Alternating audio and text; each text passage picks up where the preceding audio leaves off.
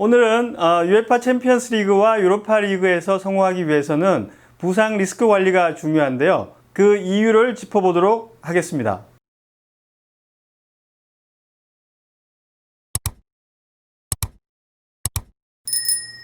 안녕하십니까, 닥터풋볼의 정태석입니다. 네, 지난주부터 UEFA 챔피언스 리그와 유로파 리그가 재개되었습니다. 우승을 위한 경쟁이 본격적으로 시작이 됐는데요. 시작도 하기 전에 부상자가 속출한 팀들이 있습니다. 첼시가 대표적이라고 할 수가 있는데요. 첼시는 주전 3명을 잃으면서 그만큼 챔피언스 리그의 가능성이 더 희박해졌다, 이렇게 이제 볼 수가 있겠습니다. 첼시가 주전 선수 3명이 부상으로 아웃되면서 아무것도 할 수 없는 그런 상황이 됐습니다.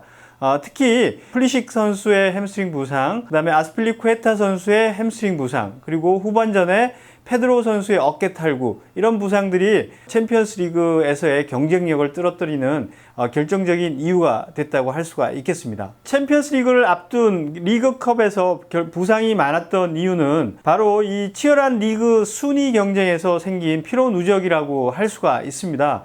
강팀일수록 막판에 순위 싸움이 치열하고 챔피언스 리그라든지 유로파 리그에 나가기 위한 경쟁이 치열할 수밖에 없는 거죠. 그 다음에 두 번째 하나는 어떤 우승 경쟁에 대한 이런 결승전만의 특유의 승부욕이라고 할 수가 있는데요. 이 리그컵이나 FA컵에서 우승을 다투다 보면 선수들의 승부욕이 올라가고 또 무리한 액션들이 나오기 마련입니다. 그래서 나온 부상이 바로 프랑스 FA컵에서 나온 PSG의 은바페 선수의 발목 부상이라고 할 수가 있습니다. 상대 선수의 어떤 무리한 태클이 은바페 선수의 발목 부상으로 연결된 그런 상황이라고 할 수가 있습니다. 그러면 이 챔스가 시작이 되면 부상이 더 늘어날까요? 2018년 BJSM에서 나온 그런 리뷰 논문에 보면 경기 중에 발생하는 부상은 리그 경기 중일 때보다 토너먼트 경기 중일 때 그 발생률이 매우 높다라고 보고를 하고 있습니다. 그래서 이 토너먼트 경기 중에 나오는 부상 발생률은 약 한 1000경기 시간당 41건인 것에 비해서 이 리그 경기 중에서는 약 한 32건 정도로 10건 정도의 차이를 보이고 있습니다. 그래서 리그 경기보다 토너먼트 경기가 그 자체로 부상 리스크가 굉장히 높다, 이렇게 이야기를 할 수가 있는 것이죠.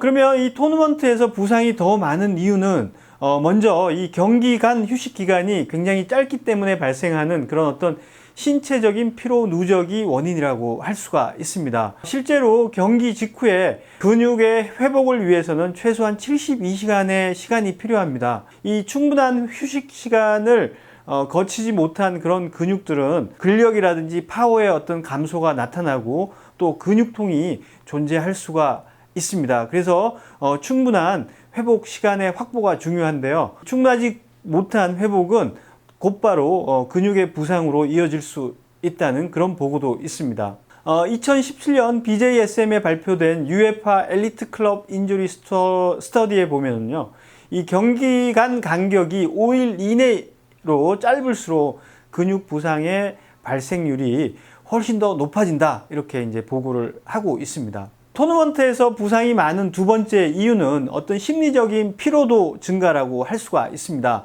그래서 중요한 경기일수록 어떤 심리적인 스트레스가 많아지고 그 다음에 선수들이 가지는 불안감이 증가를 하게 되는데요. 그러다 보면 이런 어떤 심리적인 부담감이 경기 중에 나타나게 되고 경기 중 어떤 상황 판단 능력의 감소로 이어지게 됩니다.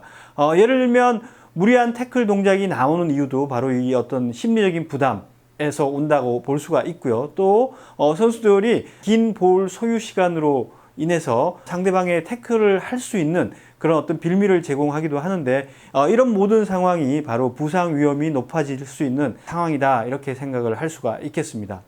그래서 이 챔피언스 리그나 유로파 리그에서의 어떤 성공을 위해서는 바로 이 부상 리스크를 어떻게 관리하느냐가 굉장히 중요합니다. 그래서 이 누적된 피로감은 결국은 부상 리스크를 높일 뿐만 아니라 경기력 감소라든지 아니면 선수들의 어떤 기술 수행 능력을 감소시킬 수가 있기 때문에 이 피로감에 대한 관리가 중요합니다. 이 단기간 내에 짧은 휴식기를 가지는 토너먼트 특성상 어떤 신체적인 피로감 혹은 심리적인 부담감을 최소화하기 위해서는 충분한 회복이 가장 중요하다, 이렇게 이야기를 할 수가 있겠습니다. 이런 회복을 위해서는 잘 관리되는 어떤 숙면 시간, 그 다음에 충분한 영양 섭취라든지 수분 섭취, 그리고 어떤 심리적인 안정감, 이런 것들이 중요한데요. 이런 어떤 충분한 회복, 그리고 이 피로감에 대한 관리로 이 챔피언스 리그 나가는 모든 팀들이